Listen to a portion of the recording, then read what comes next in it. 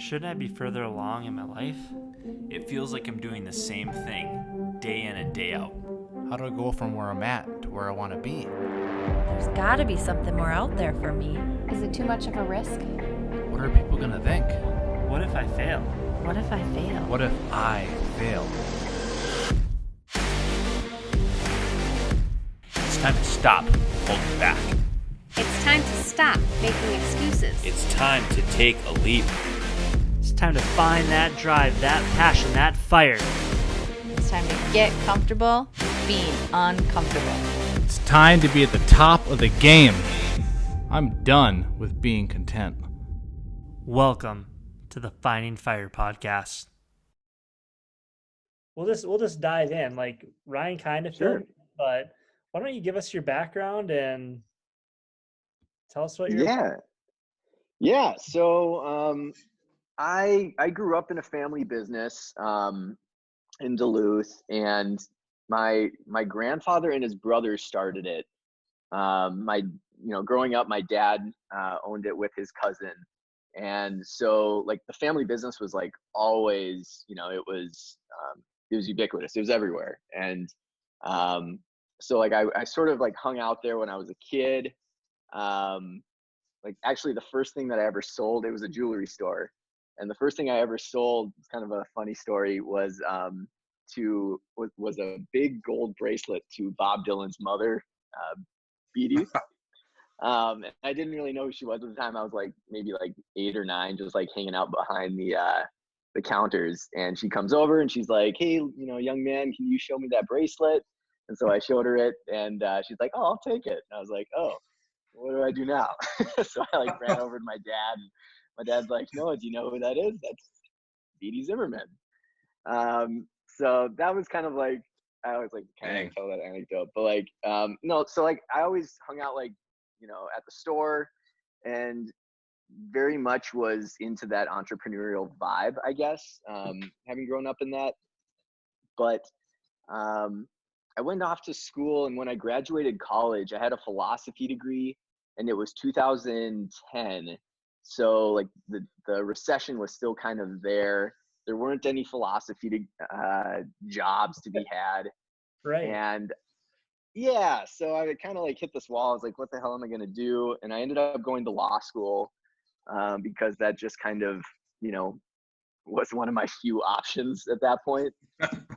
um, I did a little internship in the public defender's office in Duluth, which I really became passionate about. And so it was kind of like my goal going to law school to become a public defender, which I did do after law school. I worked in St. Paul and Anoka County as a public defender for about a year. But I just sort of realized that it really wasn't for me. It was a very taxing job emotionally. Being a public defender is an incredibly tough job. It's very underpaid, especially for me because I was on contracts with different counties. And it was just sort of like, after grinding it out for so long, I just sort of kind of realized that this wasn't really the life that was meant for me. A lot of people can do it, and I think that's amazing, but it just wasn't for me. So from there, I kind of like went to the opposite end of the spectrum, and I took a job with a respected law firm down here, representing companies and insurance companies when employees were suing them, which was pretty soul sucking for me personally. I viscerally hated it from day one. After a while, just became very clear that it was not going to work out long term either. And so at that point, I had a bit of a I don't know, cheesy moment, I guess, whatever you want to call it, where I quit that job, and I bought a one-way ticket to Europe and just like traveled around for 3 months to kind of like do a little bit of like self-exploration, which was like the best thing I've ever done, because when I came back, I had a really good idea of not just like what I wanted to be, but like who I was, you know, like what I was good at, what would make me happy, and that sort of thing. And it all came back to that sort of entrepreneurial spirit that I grew up with, that I always kind of thought I wanted to do something with. And so I got a job at a marketing agency helping other businesses grow. And I loved it immediately. It was great. This was about almost 4 years ago now. And part of what I did there was kind of figure out new sectors that we could move into and do the marketing for, right? So new different types of businesses that we hadn't necessarily done as a agency in the past. And one of those things that I kind of put together was kind of how Sift legal marketing grew, which was helping out class action law firms find their plaintiffs using the various digital marketing things that we were doing. So that's kind of that in a nutshell. Very cool. Got it. I remember the day, like, there's a point where you and I didn't talk for a while, and that's probably when you went to Europe. I just remember seeing your dad in the store in Duluth, and asking, like, he's, how's my family doing? And great, how's Noah doing? And, is he still in law? He's like, no, he's at a marketing agency in Minneapolis now. I was like, what? I was like, oh. Yeah. Yeah, like Yeah. a lot of my like law school classmates, I think, were kind of like raising their eyebrows and stuff too, which was kind of funny. But I don't know, man. Sometimes like you just reach a brink, right, where you're like, you literally maxed out what you think you needed to do or what you should do in life. And if that's not the right trajectory, like at some point you just get so uncomfortable that you just gotta like do something that seems extreme from the outside. But yeah, that's kind of what happened for me, I guess. So Nice. being that I would imagine law school is not an easy thing to go through. A lot of time, a lot of effort, a lot of money, self-sacrifice. For sure. Did you find that it was hard to walk away initially? And if I mean, hard, yeah. like, how did you overcome that? Yeah, I think at first that was definitely like weighing on my mind, right? Like if you invest anything in anything, you're gonna feel kind of tied to that endeavor, right? Yeah. And so that was totally true. I think like that's why I accepted that job with that firm, was because I became a lawyer. This was like the best opportunity that had come along for me since I graduated. So obviously I have to take it. Right. And yeah, you put so much time into something, you think that. The other thing too is I think school kind of, American schools do a decent job of teaching people to think critically, but at the same time, it's still really putting you in a box, especially a professional school. They're really kind of nudging you to be this sort of professional that fits inside this template, because for a majority of students, that's kind of like what they should do, I guess, right? Or that's kind of what we pay for. I don't know. Yeah, I feel a lot of people put themselves in that mold, and similar to maybe how you felt before you took the leap or took a jump, they're sitting there asking themselves, how can I really walk away from this after I just did all that? Totally. They'll stay in a job that they hate for years, and then when they're 50 or 60, they'll look back and like, wow, I really regretted that. So definitely. Yeah. But I mean, there's nothing wrong with that. Like, there's a lot of people out there who have, families to support. Maybe I'm very much aware that I think I came from a place of privilege as well to like be able to, I don't know, make that pivot, right? If I had, other extenuating circumstances in my life, right? Like I wouldn't have been able to just quit my job. right. But yeah, so that's definitely true. no question. Yeah, you kind of answered one of the questions that we like to ask on this podcast. You know, where did you find that fire for like that kind of entrepreneur mindset and motivation, which you answered? Like when you knew that you were switching career paths, did you get any feedback from anybody or family, or is that more of a, hey, I'm doing this, I don't care kind of what people think or say, like I know this will make me happy? Or what type of advice did you get from, if any, I guess, from others? So I think like the real like fire, if you want to call it that, or like the real like feedback came not when really I switched careers, but it was more so when I left that agency and started my own company. And that was definitely, you know, I fortunately I had a lot of smart people in my life who gave me like decent advice. I originally wanted to start a different type of company for this product that I was developing and got a patent for. But then this sort of came along and was probably a better idea for a company, you know, less risk. There are a lot of aspects to it that I think were just made it a more sound idea. Mm-hmm. And so definitely like my dad was an awesome springboard. A couple of close friends of mine who really were on board and believed in the idea for Sift legal marketing, who had a legal background. So they were able to say like, yeah, this really is a good idea. But I also had kind of proven it over the last couple of years, having built these campaigns, I guess, prior.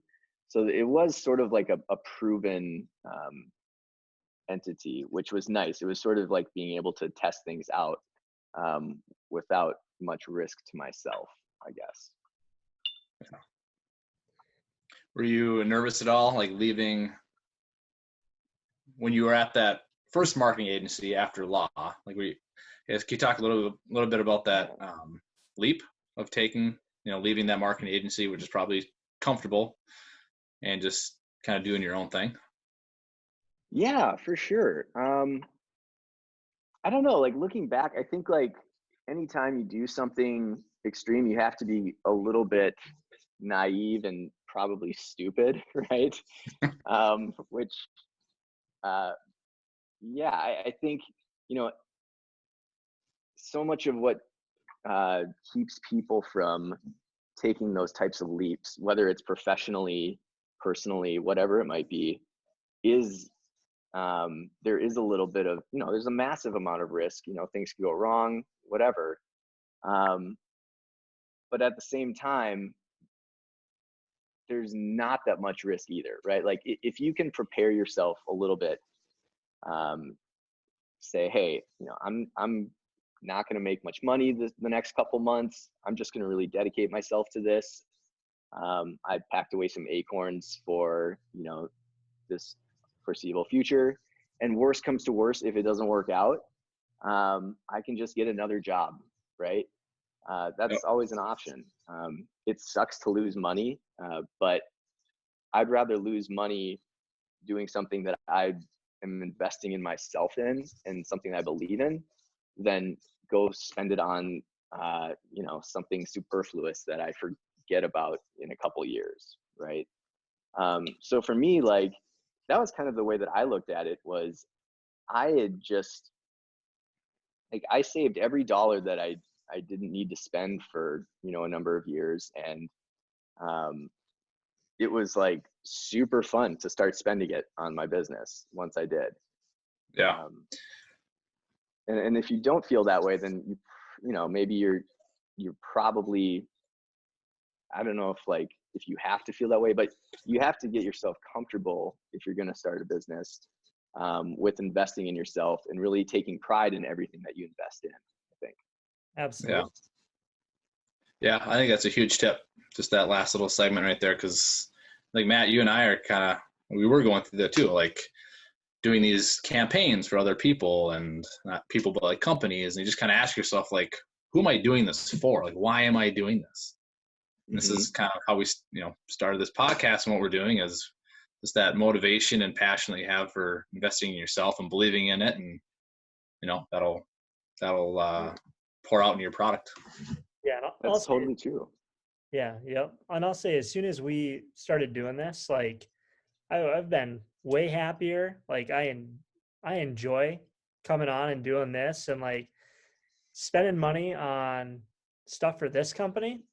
I love it. Like it gets me fired up. It makes me more motivated, and like it Yeah, makes me want to be successful. Like I really like that drive. that's awesome. Yeah, and you guys get to shape it in any way that you want to. I mean, that's the most empowering thing I can think of, right? Yeah. Yeah, definitely. So just so our viewers can understand, Ryan filled me in, but when you say you run campaigns for these law firms, can you describe just an example of what you're actually putting together? Have we Yeah, totally. out there? Absolutely. Yeah. So what we do is we mainly run advertising campaigns for law firms that specialize on the plaintiff side for class action lawsuits. So, one example I always use is if you think about how over the past couple of years, it came out that Roundup was causing cancer. The weed killer is causing cancer to the consumers that use it. Yeah. So when that story broke, there were so many people who were affected by it, right?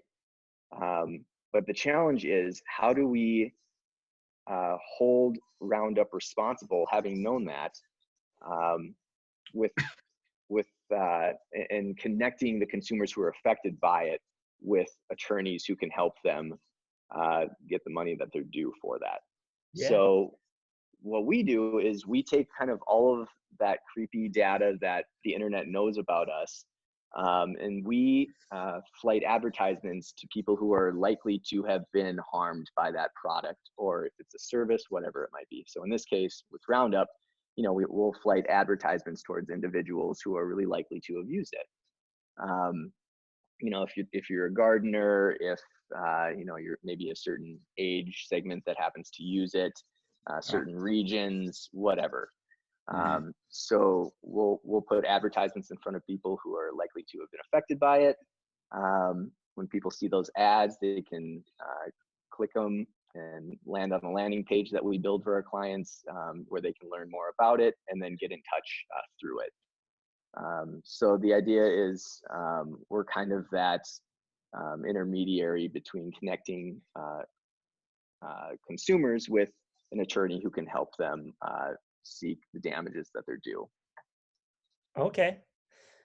I'm just going to say that is like when people say niche down, like yeah, it's super neat. Yep. I was telling Matt that I was like, it's a super narrow targeted audience, but I was like, he's got something. And I mean, that's but that's like super it's a really good observation though, Matt, because nowadays I have such a strong belief that you have to have a really, really strict niche carved out if you're going to have success nowadays, because there are so many massive companies out there, like the Walmarts of everything, of marketing, of podcasts, of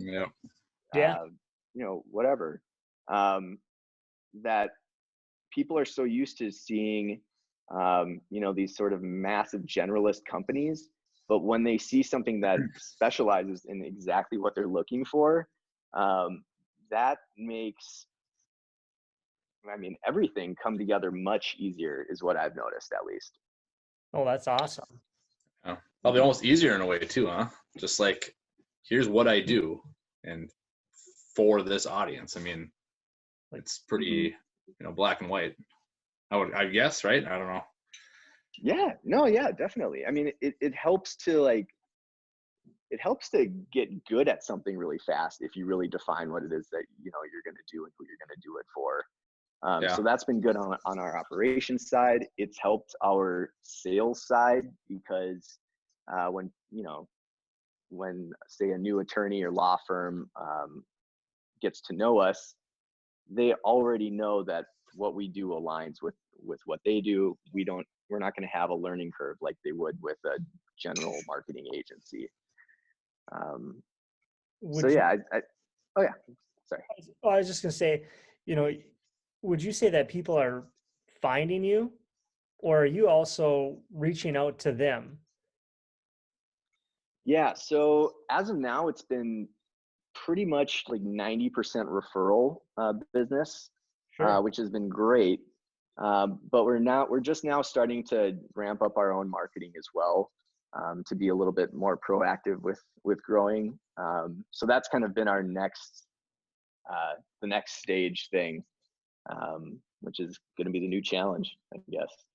Yeah. Okay. Exciting. You say how big is your team? Yeah, so we have a number of contractors. I have 2 in our social media department.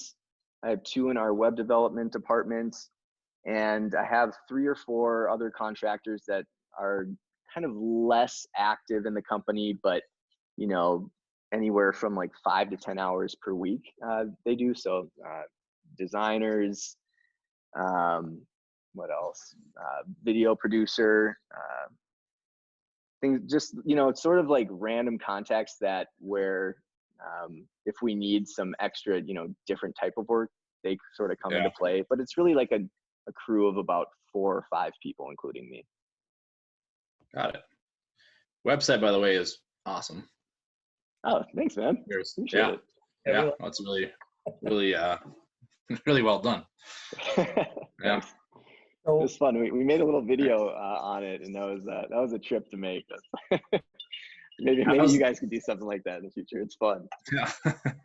We're working on it. Our website is coming along here. Eventually, we'll get something up, and then hopefully we can bring it to that professional level that you got going on. That's awesome. Right on. Very cool. Yeah, if you need help, let me know. Happy to help. Yeah, absolutely. Yeah. So who do you go after? Like, obviously law firms. How are you? You're going to start marketing, which my background is primarily marketing. I have my master's in marketing, and I'm really curious to know how you go about targeting these law firms.